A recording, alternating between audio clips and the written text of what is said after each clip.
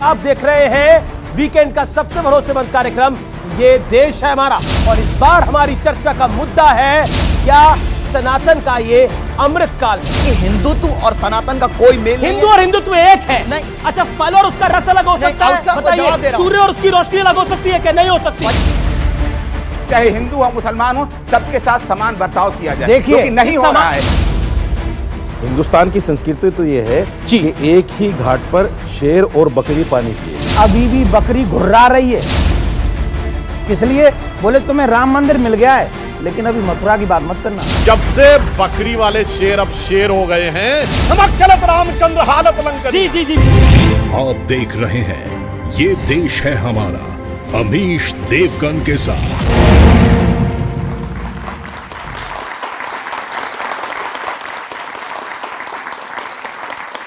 नमस्कार व्यूअर्स, आप देख रहे हैं वीकेंड का सबसे भरोसेमंद कार्यक्रम ये देश है हमारा। 2014 में प्रधानमंत्री बनने के बाद नरेंद्र मोदी छठी बार महादेव के महाधाम केदारनाथ पहुंचे। इसके बाद बद्रीनाथ में भगवान बद्री विशाल के दर्शन किए। लेकिन मुद्दा सिर्फ प्रधानमंत्री मोदी की यात्रा का नहीं है। काशी से लेकर केदारनाथ तक, उज्जैन से लेकर सोमनाथ तक, बद्रीनाथ से लेकर अयोध्या तक मोदी सरकार के दौर में सनातन आस्था का हर केंद्र पहले से ज्यादा दिव्य और भव्य होता जा रहा है। लेकिन इस रंग में कांग्रेस के बड़े नेता शिवराज पाटिल ने भंग डालने की पूरी कोशिश की। शिवराज पाटिल ने भगवान श्री कृष्ण के गीता ज्ञान की तुलना जिहाद से कर डाली।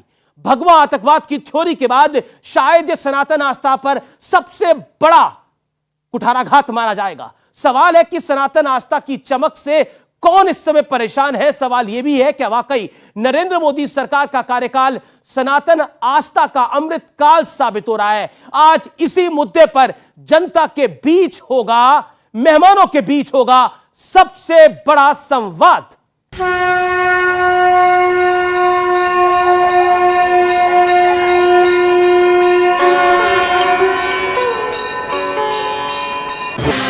शुक्रवार को महादेव की महाधाम केदारनाथ और भगवान विष्णु के दिव्य धाम बद्रीनाथ में पीएम मोदी ने पूजा अर्चना के साथ कई विकास कार्यों को हरी झंडी दिखाई। बाबा केदार और बद्री विशाल जी के दर्शन करके, उनके आशीर्वाद प्राप्त करके जीवन धन्य हो गया, मन प्रसन्न हो गया। सिर्फ मोदी की आस्था नहीं, आस्था के इन केंद्रों को भी देख लीजिए। ये 5 तस्वीरें सनातन के नए सूर्योदय की सबसे बड़ी गवाही दे रही हैं। केदारनाथ, बद्रीनाथ से लेकर काशी धाम, महाकालू और अयोध्या में रामलला की भव्य मंदिर निर्माण तक सनातन आस्था के सभी प्रतीक स्थल अब सबसे ज्यादा दिव्य, पहले से ज्यादा भव्य हो चुके थे। 2014 में मोदी सरकार आने के बाद 856 करोड़ की लागत से महाकाल लोक, 400 करोड़ की लागत से श्री केदारनाथ धाम का कायाकल्प, 900 करोड़ की लागत से दिव्य काशी धाम तैयार, और साथ ही सोमनाथ में भी कई प्रोजेक्ट की शुरुआत हो गई। लेकिन धर्म कर्म में भी विपक्ष को राजनीति दिख गई। मुल्क जो है अब हिंदू राष्ट्र के रास्ते पर जा रहा है। सवाल ये कि एक तरफ सनातन आस्था का सूर्योदय हो रहा है, दूसरी ओर कुछ ताकतें गलत बयानी कर झूठा प्रोपेगेंडा फैला रही है। क्या सनातन आस्था के अमृत काल का फायदा सिर्फ एक वर्ग को मिलेगा? इस विकास का फायदा सीधे अर्थव्यवस्था से नहीं जुड़ता। तो स्वागत है आपका सनातन आस्था के सबसे बड़े अमृत काल में, और हमारे साथ जनता जनार्दन है। जोरदार तालियां आपके लिए। मेरे साथ कई धर्म गुरु भी हैं, उनका भी अभिनंदन है। मेरे साथ मौजूद है देवकीनंदन ठाकुर जी। जोरदार तालियों के साथ अभिवादन करिए देवकीनंदन ठाकुर का। मेरे साथ मौजूद है स्वामी रित्वेश्वर जी महाराज। जोरदार तालियों से अभिनंदन करिए।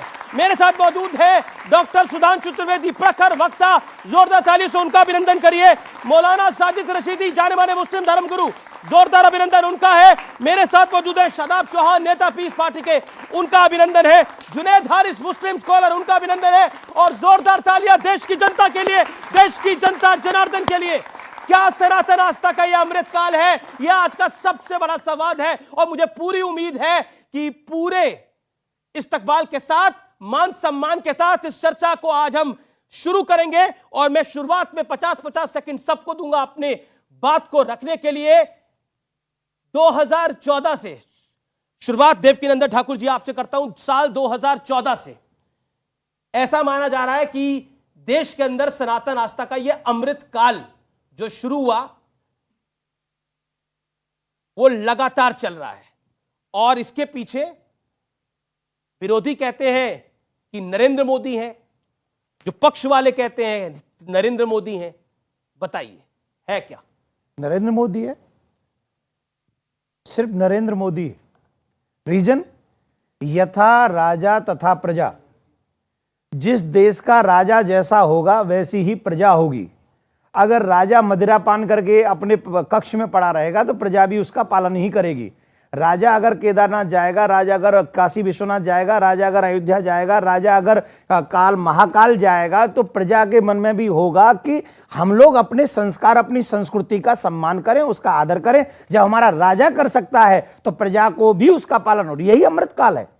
जब प्रजा मंदिरालय छोड़कर मंदिर जाने लग जाएगी वो अमृतकाल है। जब हम बच्चे अपने माँ बाप के चरण धोने लग जाएंगे ये अमृतकाल है। और अपने बच्चों को उस दिशा को दिखा देना ये अमृतकाल है। शादाब चौहान, आपको देता हूं मैं 50 सेकंड। उन्होंने अपने 50 सेकंड का इस्तेमाल किया, आप भी करिए अपने 50 सेकंड का इस्तेमाल। मेरा दो टूक सवाल है।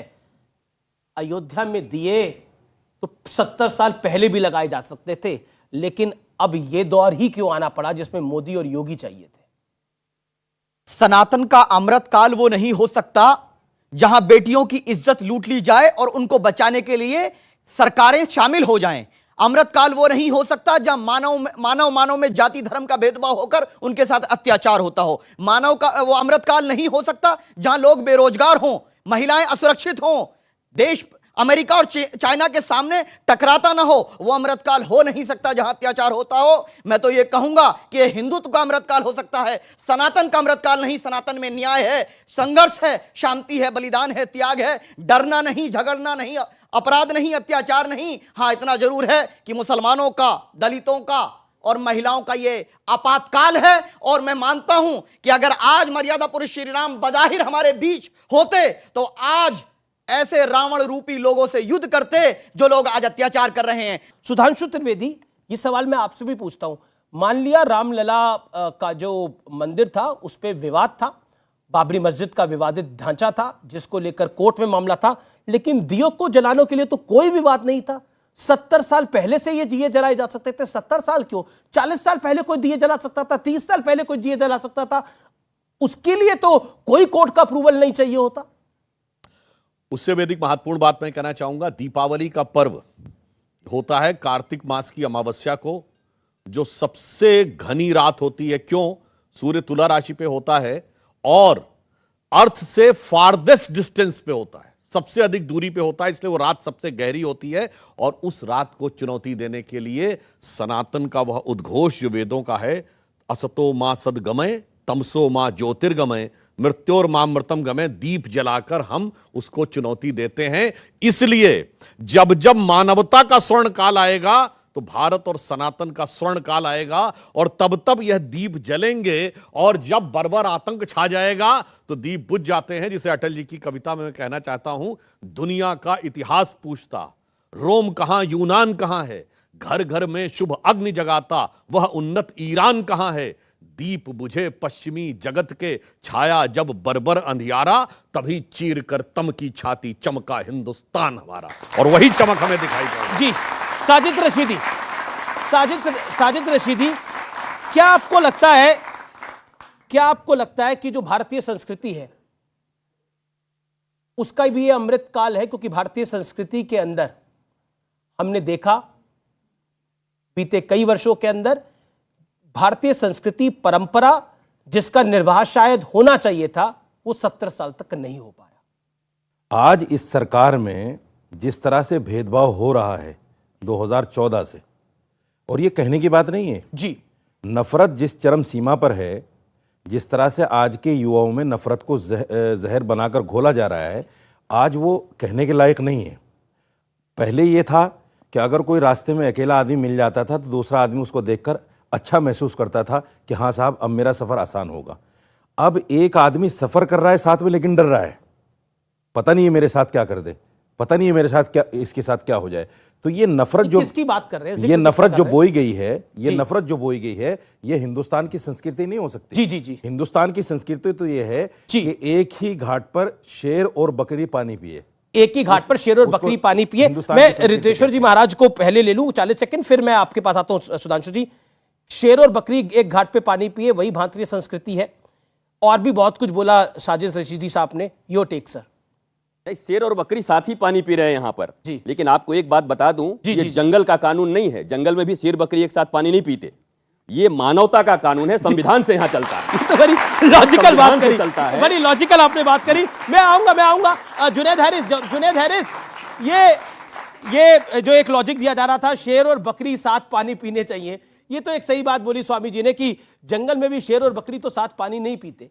लेकिन एक बात बताइए, ये देश सनातन आस्था से चलता है, ये देश में सनातन आस्था केंद्र में है, तो इस देश की अगर सनातन आस्था का अमृतकाल होगा तो देश का भी अमृतकाल है। ये तो देखिए 50 सेकंड। देखिए, एक चीज़ मैं बताऊं कि ये हमारा जो मुल्क है, इस देश की सबसे बड़ी खुसूसियत अगर कोई कही जा सकती है तो ये है कि विभिन्न प्रकार की आस्थाएं, विभिन्न प्रकार की पूजा पद्धति इस मुल्क में पाई जाती है। और जाहिर सी बात है, जैसे इस मुल्क को हम कृषि प्रधान देश कह सकते हैं, वैसे ही हम धर्म प्रधान देश भी कह सकते हैं। अब जब ये धर्म प्रधान देश है तो सनातन में जो विश्वास रखते हैं, ये उनके लिए भी आप कह सकते हैं कि बहुत अच्छी बात है। उसके अकॉर्डिंग ये मुल्क राष्ट्रीयता और मानवता की ओर आगे बढ़े और उसका ख्याल रखे, और जो दूसरी आस्थाएं हैं उनके लिए भी बिल्कुल ऐसे ही है। तो ये तो अपने अपने समझ की बात है। हमें अपने भीतर महसूस करना चाहिए कि हमारी आस्था के अनुसार हम राष्ट्रीयता और मानवता के नाम दे क्या रहे हैं। अगर हम शांति दे रहे हैं बहुत अच्छी बात, और अगर नहीं दे पा रहे हैं तो बहुत अफसोस की बात है। आपने 8 सेकंड ऊपर लिए। सुधांशु त्रिवेदी, रिप्लाई। शेर और बकरी पे मैं एक बात कहना चाहूंगा कि बहुत बड़े पत्रकार हैं मार्क टेली, बीबीसी के, लोगों ने नाम सुना होगा। 26 साल भारत में रहे। उन्होंने 2019 में लिखा है कि उन्होंने 26 साल दिल्ली के निजामुद्दीन एरिया में गुजारे, जहां पर एक तरफ हजरत निजामुद्दीन औलिया की दरगाह थी और उसके सामने तबलीगी जमात का ऑफिस। और यह मार्क टेली का कहना है, दुनिया का कोई दूसरा देश होता तो दोनों एक साथ नहीं रह सकते थे। 26 साल में बड़े से बड़े मुस्लिम देश में एक तबका दूसरे को खत्म ही कर देता, परंतु यह भारत है, उसके लिए उन्होंने शब्द प्रयोग किया जहां के मुस्लिम लकीएस्ट हैं, यानी सर्वाधिक भाग्यशाली हैं, क्योंकि वो अपने मजहब में जैसे चाहें वैसे इबादत कर सकते हैं। यह है कि शेर और बकरी साथ रहते हैं। रशीदी साहब, तो इसका मतलब है ये सनातन आस्था का जो अमृतकाल है, ये आपके लिए भी सनातन आस्था अमृतकाल है, क्योंकि इसमें तो सब प्यार से रह रहे हैं, आपके लोग भी प्यार से रह रहे हैं। एक चीज तो मैं आपको तो तारीफ करनी चाहिए नरेंद्र मोदी की। आपकी बात का एक पहले जवाब दे दूं। आपने पहले इनसे प्रश्न पूछा है कि ये आस्था से चलता है देश, सनातन आस्था से चलता है। ये सनातन आस्था से नहीं चलता, ये संविधान से चलता है। बिल्कुल संविधान से चलता है। ये आपने, लेकिन सर मैंने बोला सनातन आस्था इस देश की केंद्र है। आप सुन, सनातन आस्था इस देश का केंद्र है। नहीं, केंद्र भी नहीं है, संविधान है इसका केंद्र। उसको भी फिर करेक्ट कर लीजिए आप। जी, आप अपनी बात करो। कोई इसको कह नहीं मैं भी करेक्ट करूंगा, एक ही साथ करता हूं सब कुछ करेक्ट। दूसरी बात, जैसे काफी हिस्टोरिकल गलतियां करेक्ट होती जा रही हैं अभी। सुनिए, इसको दिल पर मत लीजिए। मैं बिल्कुल दिल पे नहीं बात है, सो करेक्ट दिल पे लेता तो कैसे खड़ा होता। अगर मैं गलती करूंगा मैं भी करेक्ट करूंगा। बिल्कुल दिल पर मत लीजिए। अभी सुधांशु जी ने कहा, मैं मानता हूं इनकी बात, लेकिन सुधांशु जी एक बात का जवाब दे दीजिए। जहां 40 आदमी मिलकर, 10 आदमी मिलकर एक आदमी को सरेराह सड़क पर मार देते हैं मोब लिंचिंग करके, क्या यही सनातन है? ठीक है, क्या यही सरकार है? ठीक है, मैं विषय पे आता हूं। आपकी सरकार का, क्योंकि अभी आपने बोला सनातन आस्था इस देश का केंद्र नहीं है। सनातन आस्था इस देश का केंद्र इसलिए है क्योंकि महात्मा गांधी महात्मा गांधी का जो राजघाट है वहां पर लिखा हुआ है हे राम। इसलिए सनातन आस्था इस देश का केंद्र है। सनातन आस्था इसलिए इस देश का केंद्र है क्योंकि इस देश के संविधान में भी प्रभु राम का जिक्र है, इस देश के संविधान में भी प्रभु राम की तस्वीर है, इसलिए सनातन आस्था उसका केंद्र है। अगर गोडसे एक सर गोडसे की बात नहीं हो रही, या जहां राम की बात होगी वहां गोडसे की बात नहीं होगी। 10 सेकंड अगर गोडसे की गोली से मरते हुए गांधी जी हे राम कह सकते हैं तो इसका मतलब नहीं कि देश जो है उसी आस्था से चलेगा। इसका मतलब ये बिल्कुल नहीं है। फिर करेक्ट कर लीजिए अपने आप को। तीसरी बार वार्निंग दे रहा हूं आपको, फिर करेक्ट कर लीजिए। आपकी वार्निंग तो बड़ी खतरनाक होती है सर। फिर करेक्ट कर लीजिए अपने आप को। मेरी एक बात है साहब, शेर और बकरी पाकिस्तान में दिखे क्या आपको? शेर और बकरी अभी सुन ले, देखिए अभी मैंने बोला था आपके बीच में सर हिंदुस्तान की बात करो। हम कर रहे हैं, हम हिंदुस्तान में बैठे हैं सर। देखो अब हम वो भी कर लेंगे तो वो भी जोड़ के माफी चाहता हूं आपसे, पाकिस्तान की हमसे बात ही ना करो। अच्छा, हम नहीं जानते पाकिस्तान क्या है। बीच में आप देखिए हमसे तो हिंदुस्तान की बात रखने दीजिए। पाकिस्तान वालों को इंटरव्यू ये देते हैं और कह रहे हैं कि हम पाकिस्तान को नाम न लें। इंटरव्यू तो मैं अमेरिका को भी दे दूंगा, उससे क्या लेना देना। हाँ तो फिर हम उसकी भी बात करेंगे। बात मत करो। हम जब अरे हमारी बात सुनो, शेर और बकरी न तो पाकिस्तान में नजर आते हैं, शेर और बकरी ना बांग्लादेश में नजर आते हैं, शेर और बकरी ना हमें इराक और इत्यादि में नजर आते हैं, लेकिन भारत में अमृतकाल, क्योंकि हम यह बात कर रहे हैं सनातन आस्था का अमृतकाल है। किस लिए है?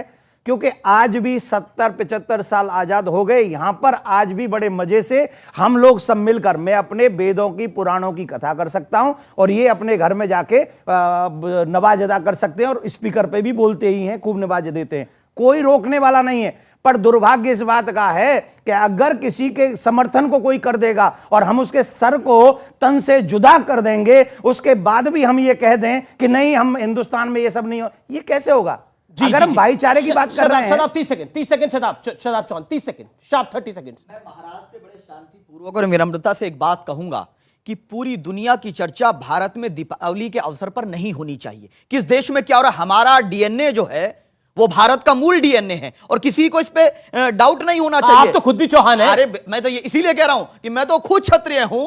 पर मुसलमानों में क्षत्रिय नहीं होते, तो मेरी जानकारी नहीं है, होते तो मुसलमान होने पे भी गर्व है, मुझे क्षत्रिय होने पे भी गर्व है। कोई ये कॉम्बिनेशन मैं समझ नहीं पा रहा। ओके 10 सेकंड और दे दीजिए 15 सेकंड। मैं सिर्फ इस बात को कह रहा हूं कि किसी ने भी उस नारे का, किलिंग का समर्थन नहीं किया, लेकिन जो महिलाओं की इज्जत लूटने वाले लोग हैं उनको बचाने के लिए सुधांशु जी बताएं कि केंद्र सरकार ने बिल्कुल अपने विषय को रखा, क्यों बचाया? आपने अपने विषय को रखा। 40 सेकंड। पहले तो मैं शेर और बकरी पे एक और चीज मुझे याद आ गई। देखिए संसद भवन के ऊपर जो भारत के राजकीय चिन्ह के शेर थे उसको लेके लोग कोर्ट गए थे, तो शेर ज्यादा आक्रामक नजर आ रहे हैं, इनको शेर बकरी जैसे चाहिए थे। मगर अफसोस ये है, हाँ हुआ था कंट्रोवर्सी। अब सुनिए, जब शेर बकरी जैसे थे तो मैं मौलाना साहब कह रहे हैं कि साहब चलते हुए डर लगता था। चलते हुए तब डर नहीं लगता था जब चलती ट्रेन में धमाका होता था, चलती बस में धमाका होता था, रेलवे स्टेशन पे लिखा रहता था छूना नहीं बम फट जाएगा, जिस जमाने में वहां लिखा रहता था बम फट जाएगा देश के हर कोने में। मगर सुनिए, जब से बकरी वाले शेर अब शेर हो गए हैं तो वो धमाके होने बंद हो गए हैं कि नहीं, इसीलिए सब शांति से मिलके रह रहे हैं, सब शांति से होकर रह रहे हैं। अब दूसरी, हाँ बिल्कुल जो आपने बात बोली तो मैं ये भी कहना चाहता हूं, पहले भी कई बार कह चुका हूं, जिस जमाने में दौर था जब भाजपा का दौर नहीं था तो कौन से इलाके में धमाके नहीं होते थे? गुवाहाटी, हैदराबाद, बेंगलोर, चेन्नई, नागपुर, मुंबई, दिल्ली, जयपुर, लखनऊ, वाराणसी, चंडीगढ़, कहां नहीं होता था। आज सिर्फ दक्षिण कश्मीर के 3 जिलों तक रह गया है और चिंता मत करिए, सफाई धुलाई होते होते वहां तक मालेगांव की आरोपी आपकी रशीदी साहब 30 सेकंड, फिर उसके बाद जुनैद हारिस और सुधांशु जी, स्वामी जी। जी बोलिए 30 सेकंड, फिर मैं ऑडियंस के पास मुझे ये तो पता है कि मेरी बात पे तालियां तो नहीं बजेंगी, लेकिन एक बात, अरे ताली बजा दो भाई इनके लिए, बात का जवाब दे, ताली बजा दो इनके लिए, ताली बजा दी अभी आपके लिए। अब बोलिए। मैं ताली चाहता भी नहीं, नाराजगी क्यों? मैं ताली चाहता भी नहीं, मैं सिर्फ आपसे अदब के साथ ये कहना चाहता हूं। आप कह रहे हैं ब्लास्ट होते थे, ठीक है, अच्छी बात है, मुझे भी पता कि होते थे, और बहुत सारे, मैं तो ये कहता हूं कि जितने फसाद कांग्रेस के टाइम में हुए अब तक इतने फसाद नहीं हुए, लेकिन उससे भी बड़ा जो दर्द है उसको आप ना बोलना चाहते और ना उसका निवारण करना चाहते। ठीक है, वो बड़ा दर्द क्या है? मैं बताता हूं। एक आदमी को रास्ते पर चलकर मॉब लिंचिंग कर दी जाती है। एक सेकंड, लेकिन व्यूअर्स एक सेकंड सर, व्यूअर्स, क्योंकि दर्द की बात हुई, एक बहुत वायरल वीडियो है, एक बहुत जाने माने सिंगर है और वो भजन गायक है कन्हैया मित्तल, उनका बड़ा वायरल वीडियो है। मुझे लगा कि इस मंच के ऊपर उस वीडियो को आज दिखाना आवश्यक है और उसको जरूर आप लोग ध्यान से सुनिए। और मैं व्यूअर्स आपको भी बोल रहा हूं, जो व्यूअर्स उस समय बैठे हुए हैं, उस तरफ बैठे हुए हैं, वो अपने टेलीविजन का ऑडियो बढ़ा लें। जो मोबाइल पे सुन रहे हैं वो अपने मोबाइल का ऑडियो बढ़ा लें, मेरा निवेदन है। और जरूर सुने इस 40 सेकंड की क्लिप को। इस 40 सेकंड की क्लिप में बहुत बड़ी बात की जा रही है, एक भावना व्यक्त की जा रही है जो बहुत बहुत महत्वपूर्ण है। और मैं यहां पर जो लोग बैठे हुए हैं, मेरा उनसे निवेदन है कि इस ऑडियो को, इस वीडियो को ध्यान से देखें। मेरा आपसे भी निवेदन है, 40 सेकंड के लिए सिर्फ। नाम लिया जाएगा, यह कोई राजनीति नहीं है, ना कभी थी ना होगी। मैं कोई 10 साल से नरेंद्र मोदी का नाम नहीं ले रहा, मैं सिर्फ 2.5 साल से नाम ले रहा हूं, क्योंकि 2.5 साल पहले ही मेरे राम मंदिर का फैसला कोई लेकर आया है। समझना पड़ेगा इस बात को। 500 साल तक राम तंबू में थे, किसी का दिल नहीं दुखा। वो सीता भी रोज राम को पूछती होगी कि राम, देश हमारा है, अयोध्या हमारी है, मगर हमारा महल कहां है? हमारा महल कहां है? सीता कहती होगी कि राम, त्रेता में तो हनुमान था, उसने हमारा राज्याभिषेक करवा दिया। क्या इस कलयुग में कोई आएगा जो हमारा राज्याभिषेक कराएगा? तब राम कहते होंगे, सीता चिंता मत कर, गुजरात से नरेंद्र मोदी आ रहा है जो हमारा करा। ये जो बाइट है, ये जो स्टेटमेंट है स्वामी जी, ये बहुत कुछ बताती है। और इस देश का एक वो वर्ग है जो कुछ नहीं कहता, जो सड़कों पे नहीं निकलता, जो कोई नारे नहीं लगाता, जो अपनी भावना को शायद व्यक्त भी नहीं करता, जो शायद अयोध्या में और 50 साल कोई दिए ना जलाता तो वो नहीं बोलता हमारे लिए दिए जलाओ, वो नहीं बोलता, उसे बोलने की आदत ही नहीं रही। लेकिन शायद अब उसको पता लगने लगा है कि हमारी देश की संस्कृति कहां रचती और बसती है।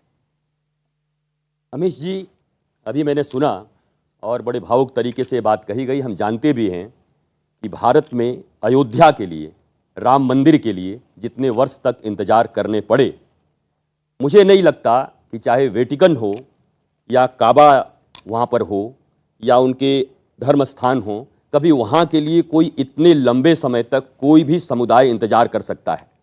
भारतीय सनातन परंपरा और भारत की हिंदू प्रजाति हम सब हैं, मैं इनको भी मानता हूँ। और अगर ये बात करेंगे तो साबित करूँगा कि कैसे हमारा हिंदुत्व जीवन पद्धति है। हिंदू मुसलमान की बात नहीं, वो धर्म की बात नहीं है, बात है हिंदुत्व जीवन पद्धति की। राम मंदिर लेने के लिए यहाँ की जनता, यहाँ के लोग कितने प्यारे हैं, इंतजार करते रहे। आपने कहा सड़कों पर कभी नहीं उतरते, वो कभी नहीं उतरते, लेकिन वास्तव में एक व्यक्ति ऐसे आते हैं गुजरात से जिन्होंने भारत में भारतीयता, राष्ट्रीयता और सनातन संस्कृति का पुनर्उद्भव किया है। और इसके लिए पूरा राष्ट्र इस महापुरुष के साथ सदा खड़ा रहेगा आने वाले समय में नरेंद्र मोदी के साथ। जी जी जी, 10 सेकंड। देखिए, अभी आज आपके मन से एक और बात उठा दूं। राम मंदिर के लिए इजाजत मिल गई, कोर्ट ने कह दिया। काशी के लिए भी चल ही रहा है, मथुरा अभी भी बाकी है, और अभी भी बकरी घुर्रा रही है। किसकी तरफ? शेर की तरफ। किस लिए? बोले तुम्हें राम मंदिर मिल गया है, लेकिन अभी मथुरा की बात मत करना, अभी काशी की बात मत करना। यह है अमृतकाल। आज भी सनातनी प्रतीक्षा कर रहा है, इंतजार कर रहा है कि हम कोर्ट में जाएंगे और कोर्ट से ही अपने राम कृष्ण को लेके आएंगे। ये बात तो ओके। हैरिस साहब कुछ कहना चाह रहे हैं? हैरिस साहब 40 सेकंड, देन सुधांशु जी। आप तालियां चाहे जितनी बजवा लें और बजा लें, ये बड़े शर्म की बात है कि इस मुल्क का धर्म गुरु, धर्म नेता किसी को बकरी कहे और खुद को शेर समझे। ये देश है हमारा में। रुकेंगे एक छोटे से ब्रेक के लिए, एक अंतराल के लिए, लेकिन ब्रेक के बाद भी सनातन का ये सबसे बड़ा क्या अमृत काल है, इस पर आज हम गहन चिंतन, मंथन और चर्चा कर रहे हैं। राम राम बोलेंगे? क्यों बोलूंगा मैं राम राम? अरे मैं मुसलमान हूँ, फिर मुसलमान किस चीज का? मैं यहाँ विकृत शब्दों का प्रयोग नहीं होना चाहिए। आपने कैसे कहा राम राम नहीं बोलेंगे? आपने कैसे कहा? हम सिखाएंगे हमारे बच्चे। आप हमसे ऊंचा बोलेंगे, हमसे ऊंचा बोलेंगे आप।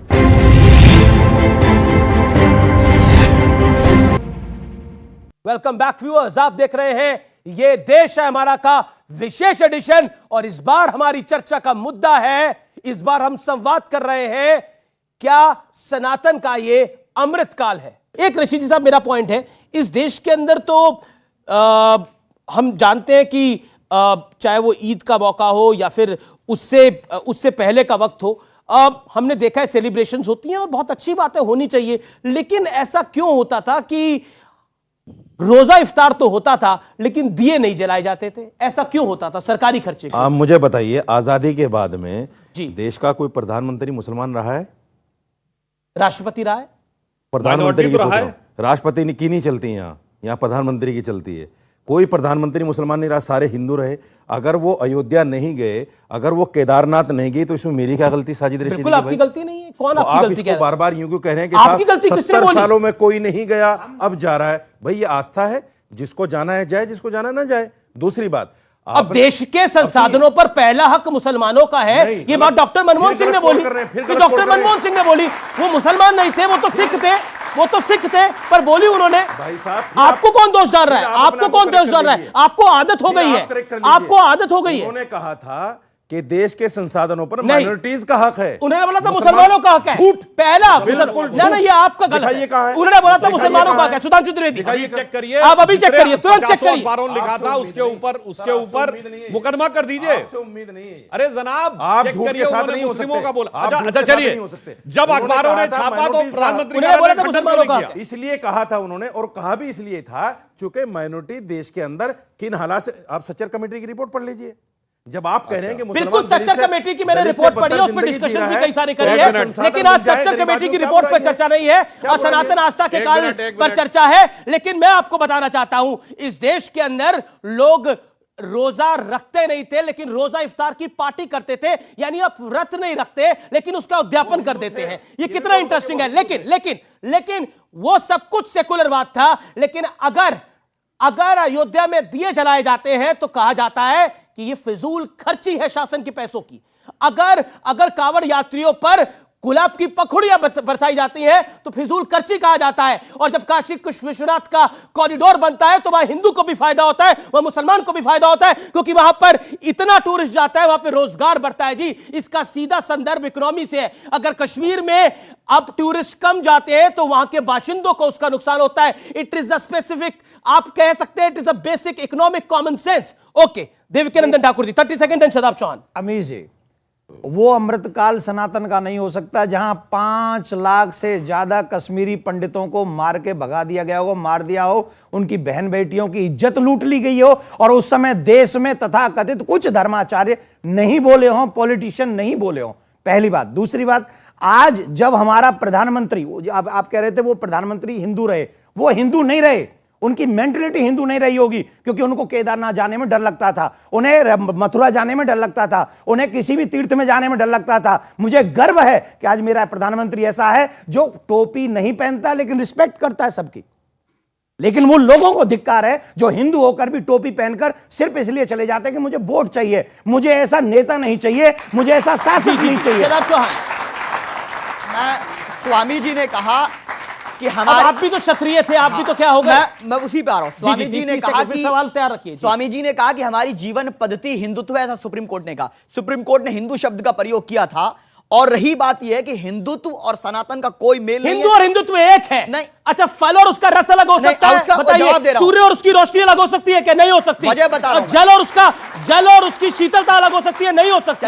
हिंदू और हिंदुत्व एक है। मैंने बड़े बड़े धर्माचार्यों से बात करी, स्वामी अवधेशानंद गिरी जी से बात करी, हिंदू हिंदुत्व के ऊपर मैं अब इससे बेहतर कोई पैनल नहीं हो सकता हिंदू हिंदुत्व की बात करने के लिए। राहुल गांधी ने एक थ्योरी रची। राहुल गांधी से पहले मैंने आपको उस दिन भी कहा था कि जब हमने राहुल गांधी आपको फॉलो कर रहे हैं। बिल्कुल, जवाब पूरा सुन लीजिए। बहुत बढ़िया। स्वामी जी ने और आप सब लोग एक चीज कहने का प्रयास कर रहे हैं कि आस्था देश आइडिया ऑफ इंडिया से चलेगा, आस्था से नहीं चलेगा। आइडिया ऑफ इंडिया इज संविधान में अगर श्री राम की फोटो है तो संविधान में टीपू सुल्तान की फोटो है। और मेरी आस्था ये है, आप आइडिया ऑफ इंडिया पर डिस्कशन करते हैं, ठीक है ना भाई? आइडिया ऑफ इंडिया पर, अच्छा ठीक है, idea of India, idea of India, संविधान 30 सेकंड। संविधान सेकुलर इसलिए है क्योंकि इस देश की आस्था सनातन है। मेरा क्वेश्चन ये था सर से कि जैसे सर ने बोला कि मानवता से बड़ा कोई धर्म नहीं होता, तो हमारा धर्म ही हमें मानवता नहीं सिखाता क्या? ओके, बड़े अच्छा पॉइंट है कि हमारा धर्म हमें मानवता नहीं सिखाता क्या? जैसे मौलाना जी ने अभी बात की थी भय की और मॉब लिंचिंग की, मैं अयोध्यावासी अभी की बात करूंगा, ना ही पुरानी करूंगा, ना ही आगे की करूंगा। हमारी खुद की दुर्गा पूजा में मुसलमान हमारी अपने त्यौहार में निकालने के लिए दुर्गा पूजा में दुर्गा माँ की झांकी निकलती है, उसमें हमारी क्या कहते हैं कम्युनिटी को मार दिया जाता है। और वहीं जहाँ पे लिखा गया है, इट इज़ रिटन इन 1508 में जो गिराई गई थी बाबर मस्जिद, इट इज़ रिटन कि वो मंदिर तोड़ के बनाई गई है, उसे तोड़ने पर भी हमारी मौत होती है, हमारा त्यौहार सेलिब्रेट करने पे भी हमारी ही मौत होती है, तो इसमें मॉब लिंचिंग किसकी होती है? जी जी जी। सुप्रीम कोर्ट ने सुनिए अच्छा एक सब आप वोट बोलेंगे तो सुप्रीम कोर्ट ने साबित कर दिया है, सुप्रीम कोर्ट ने अपने जजमेंट में कहा है अपनी बात को रखिए जुनैद हैरिस, कोई मस्जिद नहीं बनाई गई। देखिए मैं आपको एक चीज बता दूं, इस बच्ची ने जो सवाल किया था मानवता के हवाले से, बिल्कुल सही कहा। मानवता से बड़ी कोई चीज नहीं हुआ करती है। अभी गुजरात में रेपिस्ट को, बिल्किस बानो के रेपिस्ट को जब अदालत ने छोड़ा, मैं उस पर कोई टिप्पणी नहीं करना चाहता हूं, कौन लोग थे जिन्होंने उनके फूल माला से उनका इस्तकबाल किया। मैं ये कह रहा हूं कि कश्मीर से कश्मीरी पंडितों को भगाने वाले भी मुजरिम और गुजरात के ये भी मुजरिम। मैं साथ हूं उन लोगों के जो लोग अपना घर छोड़ करके यहां पर है। मैं मुस्लिम नेताओं के साथ जाकर के बात करने को तैयार हूं, जो जिन मुसलमानों ने कश्मीरियों को हटा रखा है। मानवता की मैं ये बात कर रहा हूं, चाहे हिंदू हो मुसलमान हो, सबके साथ समान बर्ताव किया जाए। देखिए नहीं हो रहा है, आपके यहाँ ये नहीं है, इसको मान लीजिए। आज मैं बता देता क्या कह रहे हैं आप? आपके यहाँ नहीं है, हमारे यहाँ नहीं है। हिंदू और मुसलमान में समान बात। आज मैं कैसे नहीं है भाई? सुन मैं बताता हूं, कैसे नहीं है भाई? मैं बताता हूं, ये कंट्रोवर्शियल है, ये कंट्रोवर्शियल है। नहीं कैसे नहीं है? रुके रुके, अब जवाब, इसका जवाब मुंह में आपने हाथ डाला, जवाब आएगा, इसका जवाब आएगा। देखिए मेरी बात सुनिए, पहले इस बच्ची ने ये कहा कि मानवता धर्म, मेरे सनातन धर्म से ज्यादा अच्छा मानवता कोई नहीं सिखा सकता, ये याद रख लीजिए। सर्वे भवन्तु सुखिनः, सर्वे सन्तु निरामया। लेकिन मेरे यहाँ राम इसलिए आते हैं कि अगर कोई रावण खड़ा हो और मेरी संस्कृति को मिटाने का काम करे और मेरे शांति के मार्ग में चलने से रोके, तो उसको मारने के लिए रावण भी बनते हैं। इसलिए गुरु क्रम की आवश्यकता है। इसलिए ऐसे आप जिहाद करोगे? मेरी बात सुन लीजिए, हम सब थोड़ा, अब हम टीवी चैनल पे हैं, हम बताएंगे। आप जैसे चीख के बोल रहे हैं, अरे जिहाद हम करोगे? नहीं, बात धर्म गुरु से उम्मीद नहीं अपनी बात रख रहे हैं। आप जैसे आप मुझे बोलने नहीं दे रहे, आप मुझे, अरे मैं धर्म गुरु ही हूँ। नरमी से बात कीजिए, प्यार से। अच्छा सुनिए, अच्छा सुनिए, ये मानवता है। अच्छा इस तरह मुंह बना के आप बात कर रहे हैं, ये मानवता है। हिंदू धर्म गुरु से ऐसे बात कर रहे हैं, ये मानवता है आपकी, डर दिखाई पड़ रहा है, आपकी डर दिखाई पड़ रहा है। मेरा ये आपको लगता है बराबर का दर्जा नहीं है? आपको हैरिस साहब लगता है बराबर का दर्जा नहीं है? ये बराबर का दर्जा नहीं है। मैं आपको बता दूं, ये अहंकार छोड़ दीजिए जनाब। अभी भी नहीं बोलने दे रहे हैं, यही अभी भी नहीं बोलने दे रहे हैं, और यही सनातन है कि हम आराम से अभी भी सुन रहे हैं। अगर हम पाकिस्तान में होते तो टीवी स्टूडियो में क्या होता ये आप सब जानते हैं, ये सब जानते हैं। इसलिए ये सनातन का अमृतकाल है, सनातन का अमृतकाल है। अच्छा ये इन्होंने पॉइंट रखा, आप भी कहना चाहते हैं, इन्होंने पॉइंट रखा, जुनैद हैरिस ने बात रखी। शादाब साहब, अगर पाकिस्तान में नहीं केरल में होते तो फादर जोसेफ की तरह हाथ काट दिया गया होता। अच्छा ये मैं आपकी हैरिस साहब, एक सेकंड सुनिए, ये संवाद सुनना बड़ा जरूरी है। व्यूअर्स आपके साथ भी ये मेरा संवाद है। हैरिस साहब ने एक बहुत अच्छी बात बोली, उन्होंने बोला कि यहाँ हिंदू और मुसलमानों में बराबरी नहीं है और एक डिफरेंस किया जाता है। सही कह रहे हैं, डिफरेंस किया जाता है। यहां अपने ईस्ट के मंदिर के लिए 50 साल का इंतजार किया जाता है, ये डिफरेंस है। और कोई सेकुलरिज्म का सूरमा बोलता नहीं है, ये डिफरेंस है इस देश के अंदर। ये डिफरेंस है कि इस देश के अंदर आजादी को 70 साल हो गए, 75 साल हो गए इस देश की आजादी को। मैं मानता हूं अयोध्या के अंदर रामलला का जो मंदिर था, वहां पर जो एक विवादित ढांचा था, उसको लेकर विवाद था, लेकिन सरयू के तट पर तो कोई विवाद नहीं था। वहां दिवाली के दिन दिए क्यों नहीं जलाए जा सकते थे, जबकि रोजा इफ्तार हो सकता है? दिवाली पर दिए क्यों नहीं जलाए जा सकते थे? किसी शासन ने उसके बारे में क्यों नहीं सोचा? मैं आपकी बात से एग्री करता हूं कि हां डिफरेंस था, लेकिन अब सबको बराबर की नजर से देखा जा रहा है। आप रोजा इफ्तार भी करिए तो दिवाली के दिए भी जलेंगे, केदारनाथ का विकास भी होगा। एक सेकंड सर, फिर सुधांशु जी। एक मिनट, देखिए पहली बात तो मैं ये बता दूं कि रोजा इफ्तार हो चाहे दिवाली का दिया हो, मैं इनमें से किसी का मुखालिफ नहीं हूं, लेकिन इस मुल्क के अंदर, इस मुल्क के दिया तो 5-5.5 साल पहले हुआ, इस मुल्क के अंदर अगर इफ्तार को किसी ने रोका है तो वो भी मुस्लिम राष्ट्रपति एपीजे अब्दुल कलाम ने रोका था, किसी और ने नहीं रोका था कि इफ्तार नहीं होगा, इसको राष्ट्र हित में लगाया जाए इस पैसे को। मैं आपको एक चीज बता दूं, मैं खुद कहता हूं कि इस तरह के जो धर्म की चीजें हैं व्यक्तिगत रूप में लोग करें, राष्ट्र का पैसा राष्ट्र के निर्माण के लिए लगना चाहिए, इधर उधर नहीं लगना एक बार चाहिए। बताइए, लेकिन अपने सारे अपने मंदिरों आस्था के अनुसार का पैसा कहाँ जाता है? सारे मंदिरों का पैसा कहाँ जाता है? मैं तो बताइए। और बताइए, चर्च मस्जिद का पैसा कहाँ जाता है? बताइए आज इस देश को, इस देश को पता होना चाहिए। बताइए, पैसा नहीं होता, बताइए कहाँ जाता है? पैसा ही नहीं होता, मस्जिद में पैसा दिया जाता होता ही। मंदिर का पैसा सरकार के पास जाता है, शासन के पास जवाब दे देता हूं। इन्होंने कहा कि डॉक्टर कलाम अरे मैं पूछ रहा हूं, मैं कह रहा हूं मस्जिद में पैसा ही नहीं होता। क्यों? एक बार बताइए। नहीं होता। अजमेर शरीफ में चढ़ावा नहीं चढ़ते? अजमेर मस्जिद नहीं है, मैं कहता हूं अजमेर किसी भी मस्जिद धर्म नहीं स्थल है। मैं मानता हूं वो मस्जिद नहीं है, लेकिन किसी भी धर्म स्थल पे जो दरगाह मुसलमानों का दरगाह है, उसका पैसा कहाँ जाता है? इस देश को बताइए। इस देश में सेकुलरिज्म के नाम पर दरगाह का पैसा तो नहीं जाएगा सरकार को, लेकिन चर्च का पैसा नहीं जाएगा सरकार को, लेकिन इस देश में एक एक मंदिर के पैसे सरकारों को चले जाते हैं। ये बात सत्य है। बड़े बड़े मंदिर के अंदर मेरा एक सवाल, ये तो प्रधानमंत्री पे सवाल, बिल्कुल सवाल है। मंदिरों के पैसे पे कब्जा कर रहे हैं नरेंद्र मोदी, ये तो बड़ा अपमान है। इन्होंने एक सेंटेंस बोला कि डॉक्टर कलाम ने बंद किया था, शायद इसीलिए डॉक्टर कलाम के नमाजे जनाजा में कोई सेकुलरिज्म का सूरमा नहीं गया। कौन नहीं गया? बताइए, कोई सेकुलर नहीं देता गया? डॉक्टर कलाम के मेमोरियल में आपने कितने सेकुलरिज्म के चैंपियनों की फोटो देखी? लाखों लाख लोग थे वहां, नहीं दिखते थे। अब दूसरा बताता हूं, अब बताता हूं, मौका दूंगा आप लोगों को। हिंदू धर्मों के मंदिरों से सरकार पैसा लेती है। उत्तर प्रदेश सरकार में बाकायदा धर्मार्थ कार्य विभाग है जो पैसा लेता है, और जो मंदिरों से लिए पैसे से अगर मंदिर में बनता है तो कहते हैं क्यों बनाया जा रहा है। और सुनिए, मगर टैक्स पेयर के पैसे से हज सब्सिडी दी जाती थी, हज हाउस बनता था तो कोई समस्या नहीं, कब्रिस्तान को 300-300 करोड़ दिए जाते थे तो कोई समस्या नहीं, जबकि आपके इस्लाम के मजहब के हिसाब से तो काफिरों का पैसा था। नहीं भाई, सरकार में तो 90% काफिर थे, काफिरों का। इसीलिए वक्फ बोर्ड की ताकत इनके पास थी। और अंतर एक बता देता हूं, सिर्फ एक घटना। देश देखिए, एक मिनट पूरी बात बता दूं। सर पूरी बात कर लूं, केवल हम सब का देश कितना बराबरी का था बता देता हूं। एक ही साल 85 में शाबानो केस आता है।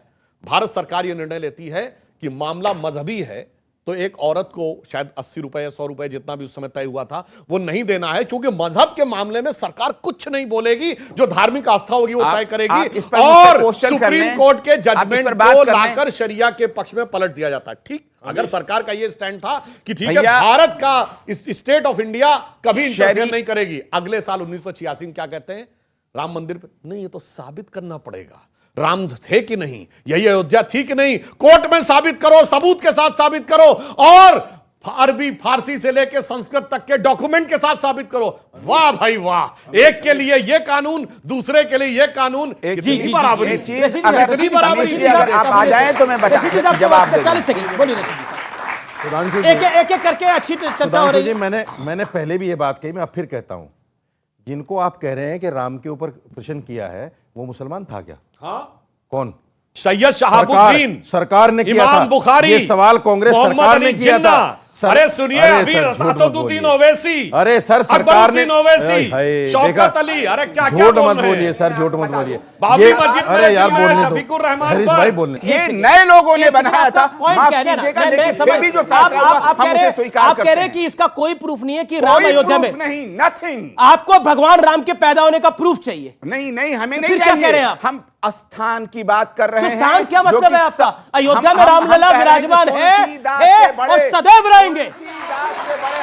अयोध्या में रामलला विराजमान थे, हैं और सदैव रहेंगे। आप इस देश का इतिहास बदल देंगे? आपकी आस्था नहीं है, इस देश की आस्था है। 135 करोड़ हिंदुस्तानियों की आस्था है। अभी सबको बराबर का दर्जा चाहिए था। भगवान राम, उनको मर्यादा पुरुषोत्तम इसलिए कहा जाता है क्योंकि उनका हर कार्य मर्यादा के साथ संपूर्ण होता है। उन भगवान राम को ऑनरेबल सुप्रीम कोर्ट ने विराजमान करा, और उसके बाद भी ये कहते हैं कि सबूत लेके आओ कि रामलला वही विराजमान थे। कैसे साबित करोगे देवकीनंदन जी? मंदिरों का पैसा, अभी हम महाराष्ट्र में, मुंबई में, राम क्यों, पहले प्रभु राम क्यों? एक सेकंड मेरी बात सुन लो आप। मंदिरों का पैसा जब से आजादी हुई है इस हमारे देश की, तब से उसका दुरुपयोग ही किया गया सरकार के द्वारा। हम चाहते हैं कि उस पैसे से गुरुकुलम बने और भारत की संस्कृति, जो बच्ची पूछ रही थी, वो आगे बढ़े। पहली बात। दूसरी बात सुनिए, एक और बात, एक ताली नहीं, एक सेकंड। जब ईद आती है तो ये हमसे सुनना चाहते हैं ईद मुबारक, पर जब दीपावली आती है तब हमसे कोई राम राम करने नहीं आता। अगर बराबरी का मामला चाहते हो आपसे, अरे सुनिए ना, अब देखो बोलने नहीं देगा। राम राम राम राम के ऊपर मेरा मानना है गंभीर डिबेट में इस प्रकार के बातों को कहने से बचना चाहिए। जुनैद हारिस साहब बोल दिए। अगर मैं आपसे पूछूं कि आपका भी जन्म जिस कमरे में हुआ था, कागजी दस्तावेज छोड़ दें तो क्या सबूत है कि वहां हुआ था? बताइए, सबूत बताइए ना, सिर्फ कागज पे ही तो लिखा है ना। का मांग रहे, वो आपका मांग रहे भैया। नहीं, मैं सबूत और नहीं सुनिए, मांग रहा मजेदार बात हूं। सुनिए। पूरी बात कर लो। देखिए साहब, मजेदार बात जानते क्या है? जो कहते थे कि भगवान राम जहां पे विराजमान है उस आधार पे नहीं माना जाएगा, सबूत, कागज, 500 साल पुराने कागज चाहिए। और वही सीएनआरसी में कहते थे हम जहां विराजमान है मांग लो, कागज नहीं दिखाएंगे। तो मुझे यह याद आता है कि रामचंद्र कह गए, सिया से ऐसा कलयुग आएगा कि रामलला तो कागज देंगे, बाकी कोई ना दिखाएगा। आप सुनिए, आपको मैं बता दूं। जी जी, ये बताइए, साजिद रशीदी अन्याय होगा, सवाल काफी किया देर साथ खड़ा कर रहे हैं। सवाल तो मुझसे किया। ओके। मेरा एक सवाल है जी, राम मंदिर को छोड़ दीजिए, क्योंकि राम मंदिर पे डिबेट भी नहीं है आज। मेरा एक सवाल दोनों धर्मगुरुओं से है। जी, बिल्किस बानो के जो मुजरिम रिहा हुए हैं, उनको जो फूल माला हुई है रेपिस्ट को, क्या आप उसको जायज मानते हैं धर्म के एतबार से? मैंने उसको कंडेम किया है टीवी चैनल पर, आपने शायद सुना नहीं है। चाहे वो बिल्किस बानो हो, चाहे बबिता हो, चाहे सविता हो, होनी चाहिए कि नहीं? चाहे वो कोई भी हो, आपने सुना होगा। चाहिए कि नहीं? उसका कौन समर्थन कर सकता है? आप सुनिए, नहीं करता। एक सेकंड, 10 सेकंड सुना।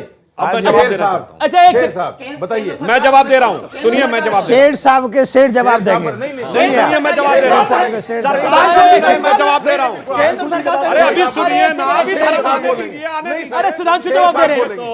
सुधांशु शेर साहब बोलेंगे, ये जो बुला रहे थे बैठे हुए, ये बोलेंगे। बिल्किस बानो के साथ जिन लोगों ने बलात्कार किया वो 14 साल की सजा काट के बाहर आए हैं। मगर आने के बाद पूरी बात सुनिए, एक मिनट, पूरी बात होने दीजिए, पूरी बात होने दीजिए। अरे भाई पूरी बात सुनिए, बात तो पूरी बात सुनिए। आपने सवाल पूछा, आप उनको डिफाइन कर। अरे भाई बात तो पूरी होने दीजिए। सवाल तो सुनिए। ये क्या तरीका है भाई? मैं पूछना चाहता हूं, इमराना के साथ भी तो बलात्कार हुआ था और फिर मौलाना ने फतवा दिया था कि वो आज से अपने ससुर ने जिसने बलात्कार किया था, ससुर की पत्नी हो गई और पति की मां हो गई, वो धर्मगुरु था।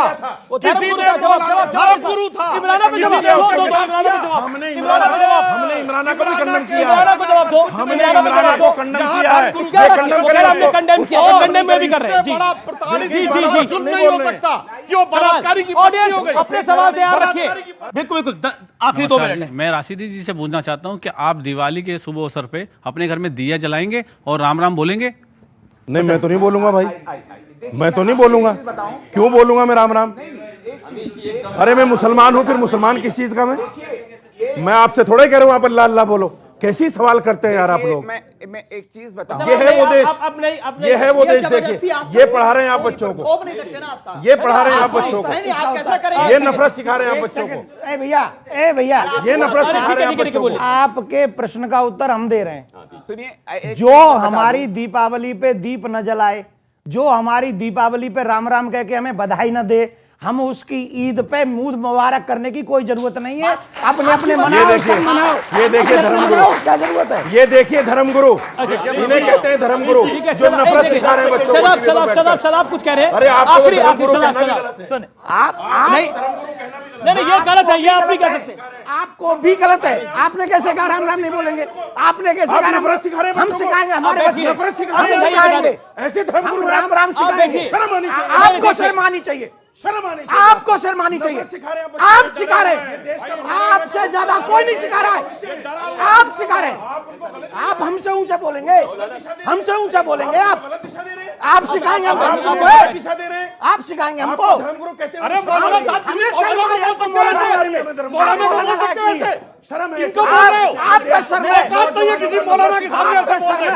सुनिए बड़े ध्यान से, उन्होंने बेसिक ये बोला। गंभीर चर्चा है। सनातन आस्था का अमृत काल, संस्कृति का अर्थ पहले यहां बैठे लोग जानते हैं। संस्कृति में क्रि शब्द है, करना को बोलते हैं, क्रि शब्द से धारण करते हैं। जब शुभत्व का कोई आधान करके कोई कर्म करता है तो उसको संस्कृति कहते हैं। प्रकृति को बिल्कुल सुख आखिरी की ओर दौर ले है। जी, जाता जी, जी, है जी, तो संस्कृति कहते हैं जी। पर जब कोई विकृत कर देता है, उसको खराब कर देता है, तो उसको विकृति कहते हैं। ठीक है, यहाँ ठीक। विकृत शब्दों का प्रयोग नहीं होना चाहिए। ओके, आप अपनी 10 सेकंड में बात रखिए। 10 सेकंड। देवकी जी ने कहा कि जो ये पूजा ना करे या राम नहीं, पूजा नहीं, उन्होंने बोला उन्होंने नहीं बोला उन्होंने नहीं बोली है बात, उन्होंने नहीं बोली है बात, नहीं बोला, पूजा नहीं बोला, झूठ उन्होंने बोला जो तुम्हें दिवाली की राम राम ना करे। नहीं बोला, नहीं पूजा नहीं बोला। आप दिवाली मनाएं, कोई ईद मनाइए, दोनों की आस्था, लेकिन हाँ, बिल्कुल, यही बोला इन्होंने। आपकी आस्था पे मैं नहीं चल सकता। यही तो आप बोला। मुझे नहीं चला मैं सकते क्यों मेरी चलूंगा? आस्था पे। देखिए, नहीं सुनिए, चला सकते आप। एक आप सेकंड। सुनिए, मैंने क्या कहा आपसे, आप सबने सुना। जो मेरी दीपावली में इन्वॉल्व हो, मुझे उसकी ईद में इन्वॉल्व क्या जरूरत है? यही बोला ना मैंने। हाँ, ठीक है, ठीक है। सुधांशु, बिल्कुल। देवकी नंदन जी, अब शांत हो जाइए। अब आखिर में आपको कुछ सुनना है। जी जी जी जी। मैं सिर्फ ये कहता हूं, ये दीपावली का पर्व जानते क्या था? जिस दिन भगवान 30 सेकंड, वापस आए आखिरी थे। दौर। और उस दिन क्या हुआ था? भरत ने थाली में खड़ाऊ रखकर अपने सगे बड़े भाई का स्वागत किया था। ठीक, यह है राम की परंपरा। और एक है बाबरी की परंपरा। औरंगजेब ने सगे बड़े भाई दारा शिकोह का सर काटकर थाली में रख के स्वागत किया था। अब ईद मनाओ चाहे दिवाली, अपने घर में क्या चाहते हो देख लो, राम की परंपरा या बाबर की परंपरा। जी जी जी। अब आखिर में कुछ सुना दीजिए देवकी नंदन जी, सुनाना तो पड़ेगा। अब मैं सुना नहीं सकता क्योंकि मैं दूसरे मोड पे हूं, पर एक बात अपने सनातनियों से सबसे कहूंगा, जो आपके और आपके कल्चर की रिस्पेक्ट करे, आप उसकी रिस्पेक्ट कीजिए, और जो आपकी और आपके संस्कारों की रिस्पेक्ट न करे, जो आपके धर्मगुरु से कहे इस पे कार्रवाई करो, तो उससे कहो कि उस पे भी कार्रवाई करो। क्यों? क्योंकि जो टिट फॉर जी टैट। जी जी, बहुत बहुत शुक्रिया, बहुत बहुत शुक्रिया, बहुत बहुत शुक्रिया, बहुत बहुत शुक्रिया। अंत में देखिए, आचार्य जी ने कहा कि ये क्या वो हुआ दूसरे भाई? मोड में है, तो मैं मोड चेंज करके बोलता हूं।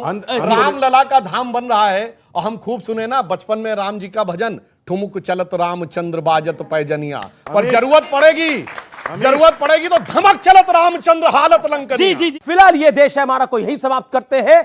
उम्मीद है आज का कार्यक्रम आपको पसंद आया होगा। आप सबको दीपावली की हार्दिक शुभकामनाएं। उम्मीद है आपके घर में उजाला हमेशा आता रहे और आप कामयाब हो, तरक्की करें। नमस्कार, शुभ दीपावली।